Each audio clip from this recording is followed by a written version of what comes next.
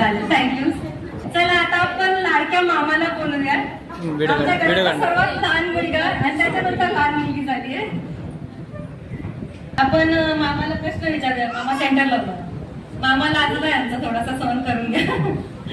ठीक आहे. तर जेव्हा तू मॉमला हातात घेतलं त्या तुमच्यामध्ये मनामध्ये किंवा तुमच्या संवादात तुला काय फिलिंग्स आली मला हे ऐकायचं.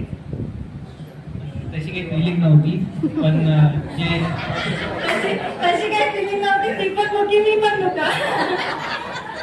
ती फक्त एकदम न्यू बॉर्न होती आणि तिचे एवढे हात, तिचे डोळे, परत तिची स्किन एकदम ट्रान्सपरंट असते त्यावेळेस.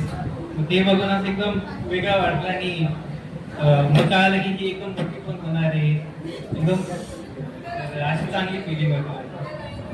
हा, तर मी तिला बघतोय तर काही ना काही चेंजेस झाले. ती स्किन डार्क झाली, डोळे मोठे झाले. ती आता बघते सर्वांना. ते चेंजेस बघितल्याने खूप चांगलं वाटते. अजून काय तुझ्या लाईफ मध्ये काय चेंजेस झाले ते सांग. काही नाही, फक्त हातात जेव्हा शांत असते तेव्हा हातात घ्यायचे, रडायला लागली की तिच्या मम्मी पप्पांना देऊन द्यायचं, एवढंच आहे. अजून एक महत्वाचे चेंजेस सांगते. यांच्या घरात म्हणजे आमच्या घरात हा सर्वात मोठा लाडू होता. जेव्हापासून ती आली याला कोणीच भाव देत नाहीये. त्यापासून त्याच्या रूममध्ये जातात.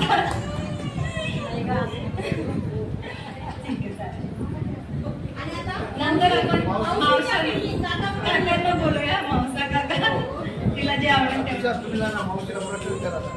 ठीक आहे. आम्ही जेव्हा पुण्यात आलो सुरुवातीला आम्ही त्यांच्याकडेच राहिलो.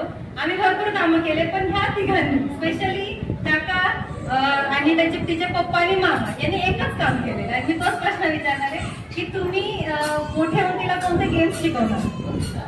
तसं शिकवण्यासारखं भरपूर काही गेम्स आहेत, पण जेव्हा ती झाली तेव्हा तिचा मामा आणि मी ना ती आमच्या बरोबर कधी एक दोन तास सोडून गेले होते. तेव्हा आम्ही तिच्या बाजूला बसून चेस खेळायचो तासन तास. त्याच्यामुळे ती एकदम शांत बसायची आणि हे सगळे बघायचे तुम्ही तर गेम खेळत बसलेत, पण तरी ती गेम शांतपणे काही रडू न देता आम्हाला गेम खेळू द्यायची.